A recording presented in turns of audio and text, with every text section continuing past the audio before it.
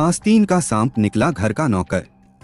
दो सगे माँ बेटी को सरिया से ताबड़तोड़ मारा, फिर इससे भी उनके मन को सुकून नहीं मिला तो उन्होंने चाकू से गला रेत कर हत्या कर दी।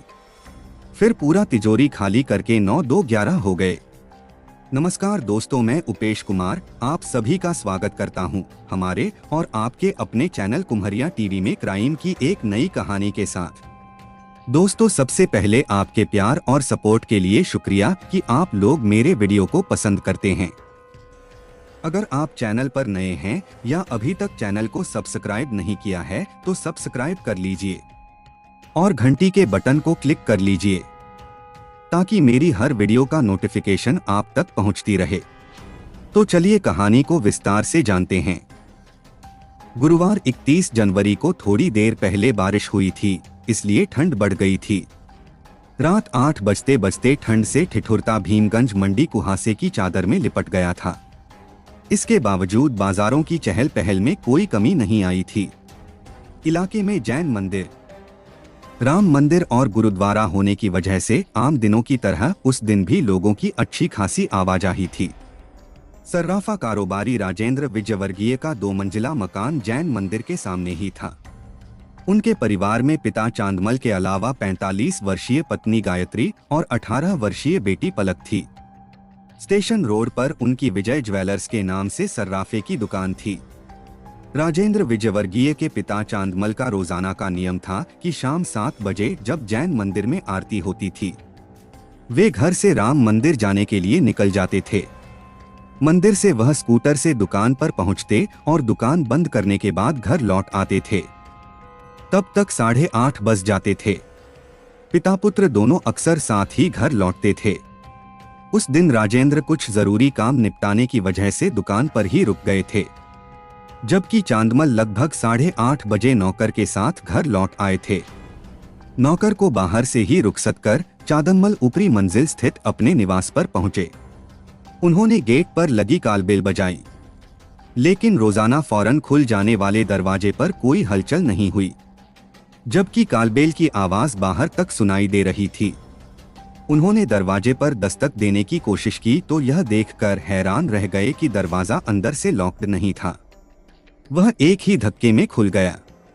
ऐसा पहली बार ही हुआ था।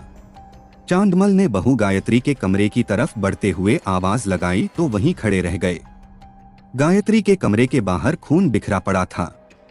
बहू की खामोशी और फर्श पर बिखरे खून ने उन्हें इस कदर डरा दिया कि वे बुरी तरह चीख पड़े। चांदमल के चिल्लाने की आवाज ग्राउंड फ्लोर पर रहने वाली किराएदार रश्मि ने सुनी तो चौंकी। वह तभी मंडी से सब्जी लेकर लौटी थी। वह हड़बड़ाई सी सीढ़ियों की तरफ दौड़ी। बदहवास से खड़े चांदमल ने कमरे में बिखरे खून की तरफ इशारा किया तो रश्मि ने पहले चांदमल को संभाला, फिर गायत्री की तलाश में कमरे की तरफ बढ़ी।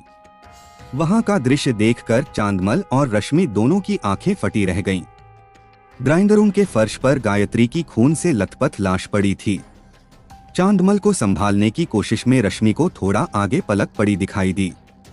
उसके आसपास खून का दरिया सा बना हुआ था। साफ लगता था कि दोनों मर चुकी हैं। चांदमल ने इस विभत्स दृश्य को देखा तो उनके रहे सहे होश भी उड़ गए। सन्नाटे में खड़े चांदमल समझ नहीं पा रहे थे कि आखिर ये सब कैसे हो गया। अंतत उन्होंने जैसे तैसे रश्मि की मदद से खुद को संभाला और मोबाइल से बेटे राजेंद्र को इत्तला दी। इसके बाद उन्होंने रश्मि को फोन देकर पुलिस को सूचना देने को कहा। पुलिस को खबर देने के बाद रश्मि ने मोहल्ले के लोगों को आवाज दी। जरा सी देर में पूरा मोहल्ला इकट्ठा हो गया। जैन मंदिर से भीमगंज मंडी पुलिस स्टेशन का फासला बमुश्किल 1 किलोमीटर का है। थाना प्रभारी श्री चंद्र सिंह ने फोन करके उच्चाधिकारियों को घटना के बारे में बताया। इसके बाद श्री चंद्र सिंह पुलिस टीम के साथ 15-20 मिनट में राजेंद्र विजयवर्गीय के मकान पर पहुंच गए। दोहरे हत्याकांड ने कोटा के पुलिस महकमे को हिला दिया था। आईजी विपिन कुमार पांडे, एसपी दीपक भार्गव, एडीएम पंकज ओझा सहित आधा दर्जन थानों की पुलिस मौके पर पहुंच गई। डॉग स्क्वाड और फोरेंसिक टीम को भी बुला लिया गया। विजयवर्गीय परिवार के घर के बाहर भारी भीड़ जुट गई थी। पुलिस अधिकारियों ने देखा कि खून तो बेडरूम में फैला था, लेकिन गायत्री और पलक दोनों के शव ड्राइंग रूम में पड़े थे। पुलिस को लगा कि हत्यारों ने मां बेटी दोनों को उनके कमरों में मारा होगा और फिर शवों को घसीटते हुए ड्राइंग रूम में लाकर पटक दिया होगा। दोनों के कमरों से ड्राइंग रूम तक खिंची खून की लकीर भी इसी ओर इशारा कर रही थी। जिस दरिंदगी से मां बेटी की हत्या की गई थी, उससे लगता था कि दोनों की हत्याएं किसी रंजिश की वजह से गई थीं। इस बारे में राजेंद्र विजयवर्गीय का कहना था कि हम लोग तो सीधी सच्ची जिंदगी जी रहे थे, दुश्मनी या रंजिश का तो कोई सवाल ही नहीं है। लेकिन एसपी दीपक भार्गव राजेंद्र के जवाब से संतुष्ट नहीं थे, क्योंकि घटनास्थल का विभत्स दृश्य साफ साफ रंजिश की ओर इशारा कर रहा था। हत्यारों ने किसी वजनी हथियार से दोनों के सिर, गर्दन और हाथों पर इतने घातक वार किए थे कि उनका भेजा तक बाहर आ गया था। मौका मुआयना करने के दौरान पुलिस को बेड पर 2 सरिये पड़े नजर आए। खून सना चाकू बेड के नीचे पड़ा था। चाकू पर लगा खून बता रहा था कि मां बेटी के गले उस चाकू से ही रेते गए होंगे। बेडरूम में रखी अलमारियों के टूटे हुए ताले बता रहे थे कि वारदात को चोरी डकैती के लिए अंजाम दिया गया था। लेकिन राजेंद्र विजयवर्गीय सदमे की वजह से कुछ भी बताने की स्थिति में नहीं थे। पुलिस ने भी उन पर दबाव नहीं बनाया। एसपी भार्गव का मानना था कि हत्यारे 2 या 2 से ज्यादा रहे होंगे। प्रारंभिक जांच और मौका मुआयना के बाद पुलिस ने दोनों शवों को पोस्टमार्टम के लिए एमबीएस अस्पताल भिजवा दिया। पोस्टमार्टम रिपोर्ट में दोनों की मौत हेड इंजरी से होनी बताई गई। गायत्री के सिर पर 5 चोटें थीं। साथ ही सिर में मल्टीपल फ्रैक्चर भी थे। सिर की कई हड्डियां टूट गई थीं, जबकि पलक के सिर में 2 चोटें थीं। इनमें एक चोट इतनी घातक थी कि भेजा ही बाहर आ गया था। हथियार सरियों के रूप में सामने आ चुके थे। गायत्री और पलक दोनों के हाथों पर भी गहरी खरोंचें और चोटें थीं। मौके पर टूटी हुई चूड़ियों के टुकड़े भी पाए गए थे। इसका मतलब उन्होंने अपने बचाव के लिए बदमाशों से काफी संघर्ष किया था। मां बेटी के नाखूनों में त्वचा और मांस के अंश थे, जो हत्यारों के हो सकते थे। इसका पता लगाने के लिए नेल स्क्रैपिंग का सैंपल भी लिया गया। पुलिस की फोरेंसिक टीम ने भी मौके से फिंगरप्रिंट और फुटप्रिंट उठाए। विजयवर्गीय के घर से एक सड़क सीधी स्टेशन की तरफ जाती थी और दूसरी हटवाड़े से होते हुए शहर की ओर। यही सड़क शहर के अलावा सैन्य क्षेत्र की तरफ भी जाती थी। यही वजह रही होगी कि हत्यारे बिना किसी की नजर में आए वारदात करके आसानी से फरार हो गए थे। पुलिस यह सोचकर भी चल रही थी कि वारदात को अंजाम देने के लिए हत्यारों ने कम से कम 6-7 दिन तक रैकी की होगी। खोजी कुत्ते भी इसीलिए भटक कर रह गए थे। वारदात को जिस तरह अंजाम दिया गया था, उससे लगता था कि आरोपी विजयवर्गीय परिवार के अच्छे खासे परिचित रहे होंगे। जिस घर में वारदात हुई उसका मुख्य द्वार लोहे का था, लेकिन कुंडी ऐसी थी जो अंदर बाहर दोनों तरफ से आसानी से खोली जा सकती थी। ऐसे में घर में किसी के घुसने की खबर लगने का कोई मतलब ही नहीं था। राजेंद्र विजयवर्गीय की पत्नी गायत्री और ससुर चांदमल सामाजिक गतिविधियों से भी जुड़े हुए थे, इसलिए उनके यहाँ लोग अक्सर आते जाते रहते थे। राजेंद्र विजयवर्गीय का कहना था कि घर में 5 सीसीटीवी कैमरे लगे हुए थे। जब कोई घर में ऊपर आता था तो गायत्री या पलक कैमरे में देखकर ही दरवाजा खोलती थीं। जाहिर है, इसका मतलब था आने वाले परिचित ही रहे होंगे। दरअसल पुलिस को सभी कैमरे टूटे हुए मिले थे। उनकी हार्ड डिस्क भी गायब थी। इसका मतलब हत्यारे घर के चप्पे चप्पे से वाकिफ थे। घर की दोनों तिजोरियों के ताले तोड़े गए थे। मतलब बदमाशों को पता रहा होगा कि घर की दौलत उन्हीं तिजोरियों में है। पोस्टमार्टम के बाद जब मां बेटी का अंतिम संस्कार किया गया, उन्हें श्रद्धांजलि देने के लिए हजारों लोग एकत्र हुए। व्यापारी संघ के लोगों में इस वारदात को लेकर अच्छा भला रोष था। उन्होंने पुलिस पर दबाव बनाने के लिए धरने प्रदर्शन की चेतावनी भी दी। अगले दिन 1 फरवरी को एसपी दीपक भार्गव ने राजेंद्र से घर से चोरी गए सामान के बारे में पूछा तो उन्होंने बताया कि तिजोरियों में करीब 1 करोड़ रुपए की नकदी और जेवर गायब हैं। इसका मतलब वारदात को धन के लालच में अंजाम दिया गया था। इस बात को राजेंद्र ने भी स्वीकार किया। इससे पुलिस को तफ्तीश की एक दिशा मिल गई। निस्संदेह इस वारदात में विजयवर्गीय परिवार का कोई करीबी ही शामिल रहा होगा। दोहरे हत्याकांड का खुलासा करने के लिए डीजीपी विपिन पांडे के निर्देशन में एसपी दीपक भार्गव ने 10 टीमों का गठन किया। हत्या और लूट के मामले से जुड़े संदिग्ध और आदतन अपराधियों से पूछताछ का काम डीएसपी भंवर सिंह हाड़ा को सौंपा गया। उनकी मदद के लिए हर थाने से 10 जवानों की टीम बनाई गई। सीसीटीवी कैमरों को खंगालने की जिम्मेदारी उद्योगनगर पुलिस इंस्पेक्टर विजय शंकर शर्मा और उनकी टीम ने संभाली। इसके अलावा मामले से जुड़ी हर सूचना के एकत्रीकरण और पुलिस प्रशासनिक बंदोबस्त का प्रभारी थाना भीमगंज मंडी के इंस्पेक्टर श्री चंद्र सिंह को बनाया गया। पुलिस ने इलाके में वारदात के उस 1 घंटे में किए गए सभी मोबाइल कॉल्स को राडार पर ले लिया। 100 से 150 कैमरों से सीसीटीवी फुटेज भी ली गई। कैमरे खंगालने के लिए एडिशनल एसपी राजेश मील और प्रशिक्षु आईपीएस अमृता दुहन पूरी मुस्तैदी से लगे रहे। पुलिस की अलग अलग टीमों ने अपराधियों की तलाश में होटलों और धर्मशालाओं को भी खंगाला। एसपी दीपक भार्गव ने तो भीमगंज मंडी थाने में ही पड़ाव डाल दिया। वह पुलिस टीमों से पल पल की जानकारी लेते रहे। इस बीच पुलिस ने पूरी रेंज में हाई अलर्ट जारी कर दिया था। शहर की सीमाओं पर पूरी तरह नाकेबंदी कर दी गई थी ताकि अपराधी शहर छोड़कर भागना चाहे तो धर लिया जाए। इस दोहरे हत्याकांड की जांच में एक मोड़ शनिवार 2 फरवरी को उस समय आया जब पुलिस को घटनास्थल से सफेद रंग का एक अंगोछा मिला। संभवतः हत्यारे अफरा-तफरी में अंगोछा छोड़ गए थे। पुलिस ने अंगोछे की पहचान को लेकर जब राजेंद्र विजयवर्गीय से पूछा तो वे कुछ नहीं बता सके। अलबत्ता मुखबिरों में से एक ने संदेह जताया कि यह अंगोछा राजेंद्र की दुकान पर मुनीमी करने वाले मस्तराम का हो सकता है। पुलिस जांच में मस्तराम जैसे सैकड़ों लोग राडार पर थे।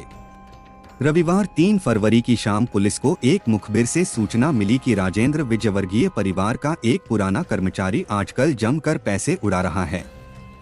उसने 70,000 का मोबाइल और महंगे कपड़े खरीदे हैं। कहा जाता है कि अपराधी वारदात करने के बाद किसी न किसी बहाने मौकाए वारदात पर जरूर आता है। कई बार यही चूक उसके पकड़े जाने का सबब बनती है। इस मामले में भी ऐसा ही हुआ। 3 फरवरी को गायत्री और पलक की शोक सभा थी। शोक सभा में मातम पुरसी के लिए आया एक व्यक्ति फूट फूट कर रोने लगा। वह बार बार कह रहा था, यह सब कैसे हो गया। राजेंद्र को दिलासा देने के लिए जब वह उनके पास गया तो उसके मुंह से निकलती शराब की बदबू विजय की नाक तक पहुंच गई। उन्होंने उसे वहां से जबरन हटाने का प्रयास किया लेकिन वह और ज्यादा जोरों से रोने लगा। शोक सभा में सादे कपड़ों में भीमगंज मंडी थाना प्रभारी श्री चंद्र सिंह भी मौजूद थे। उन्हें यह सब कुछ अटपटा लगा तो उन्होंने राजेंद्र विजयवर्गीय से पूछा कि वह कौन है। राजेंद्र ने बताया कि उसका नाम मस्तराम मीणा है और वह बूंदी के बड़ा तीरथ गांव का रहने वाला है। उन्होंने यह भी बताया कि मस्तराम उनका बहुत विश्वस्त नौकर था। 3 साल पहले वह उनकी दुकान पर मुनीम था। नतीजतन मस्तराम पुलिस की नजर में चढ़ गया। पुलिस उसे उठाकर थाने ले आई। जब उससे सख्ती से पूछताछ की गई तो पूरी कहानी पता चल गई। पता चला कि इस वारदात को मस्तराम ने अपने एक साथी लोकेश मीणा, जो उसी के गांव का रहने वाला था, के साथ मिलकर अंजाम दिया था। मस्तराम मीणा और लोकेश मीणा एक ही गांव के रहने वाले थे और दोनों दोस्त थे। बूंदी जिले की केशोराय पाटन तहसील के बड़ा तीरथ गांव के रहने वाले 3 भाइयों के परिवार में 28 साल का मस्तराम अविवाहित था। उसके पिता किसान प्रभुलाल मीणा की 3 साल पहले मौत हो चुकी थी। इसके बाद तीनों भाइयों ने पुश्तैनी जमीन 18 लाख में बेच दी थी और रकम का बंटवारा कर लिया था। मस्तराम को बंटवारे में 6 लाख रुपए मिले। उसने यह रकम अय्याशी में उड़ा दी। मस्तराम ने केशवराय पाटन इंस्टीट्यूट से इलेक्ट्रिशियन ट्रेड में ITI की परीक्षा पास की थी। शराब के नशे में हुड़दंग करने पर वह गांव वालों से कई बार पिट चुका था। इस वारदात में मस्तराम का सहयोगी रहा लोकेश मीणा 10वीं में फेल होने के बाद से ही आवारागर्दी करने लगा था। उसने RCC पाइप्स की ठेकेदारी भी की थी, लेकिन झगड़ा फसाद करने के कारण धंधा नहीं चल पाया। केशोराय पाटन थाने में उसके खिलाफ कई मुकदमे दर्ज थे। कुछ समय पहले वह अपनी भाभी को भी लेकर भाग गया था। तभी से उसके घर वालों ने उससे किनारा कर लिया था। मस्तराम और लोकेश मीणा दोनों सोचते थे कि किसी बड़ी लूट को अंजाम दें और ऐशो आराम की जिंदगी जिएं। मस्तराम मीणा सर्राफ राजेंद्र विजयवर्गीय की दुकान पर नौकरी कर चुका था। उसे पता था कि घर का कौन सदस्य कब आता जाता है, नकदी जेवर कहाँ रखे हैं। उसने लोकेश को अपनी योजना बताई कि एक दो को मारना तो पड़ेगा, लेकिन मोटा माल मिलेगा। लोकेश इसके लिए तैयार हो गया। इस हत्याकांड का मास्टरमाइंड मस्तराम ही था। पूछताछ में उसने बताया कि दोनों ने वारदात से पहले दुकान और घर दोनों जगहों की रेकी की। रेकी के बाद वारदात का वक्त शाम के 7 बजे का रखा गया। उस समय राजेंद्र विजयवर्गीय दुकान पर होते थे और उनके पिता चांदमल को राम मंदिर में दर्शन करते हुए दुकान पर पहुंचना होता था। रात 8:30-9 बजे से पहले दोनों में से कोई नहीं लौटता था। ग्राउंड फ्लोर की किराएदार रश्मि अकेली रहती थी और उस वक्त सब्जी मंडी चली जाती थी। लूट के लिए हत्या करना पहले ही तय था, इसलिए दोनों सरिये और चाकू साथ लेकर आए थे। माँ बेटी गायत्री और पलक दोनों उन्हें जानती थीं, इसलिए कालबेल बजाने पर दरवाजा खुलवाने में कोई दिक्कत नहीं थी। दरवाजा खोलते ही गायत्री सामने नजर आई। दोनों को बैठने को कहकर जैसे ही वह अपने कमरे की तरफ बढ़ी, दोनों ने मौका दिए बगैर सरिये से उनके सिर पर ताबड़तोड़ वार कर दिए। फिर भीतर जाकर पलक का भी यही हाल किया, दोनों में जान न रह जाए। यह सोचकर मस्तराम और केशव ने चाकू से दोनों का गला रेत कर उनकी मौत की तसल्ली कर ली। बाद में दोनों ने मां बेटी की लाशों को घसीटकर ड्राइंग रूम में डाल दिया। मस्तराम को पता था कि जेवर और नकदी गायत्री के कमरे की तिजोरी में रखे होते हैं। मस्तराम और लोकेश अपने साथ बैग लेकर आए थे। तिजोरी तोड़कर जितनी भी रकम और जेवर मिले, उन्होंने बैग में भरे और वहां से फुर्ती से निकल गए। बस पकड़कर दोनों सीधे गांव पहुंचे और गहने व रकम का बड़ा हिस्सा घर में छिपा दिया। फिर दोनों ने रात में ही बूंदी से रोडवेज की बस पकड़ी और जयपुर चले गए। जयपुर में दोनों बस स्टैंड के पास ही एक होटल में रुके। अगले दिन दोनों ने जमकर खरीदारी की और शराब पी। दोनों ने अपने लिए 70-70 हजार के महंगे मोबाइल फोन, कपड़े और अन्य सामान खरीदा। शनिवार 2 फरवरी को दोनों वापस कोटा आ गए।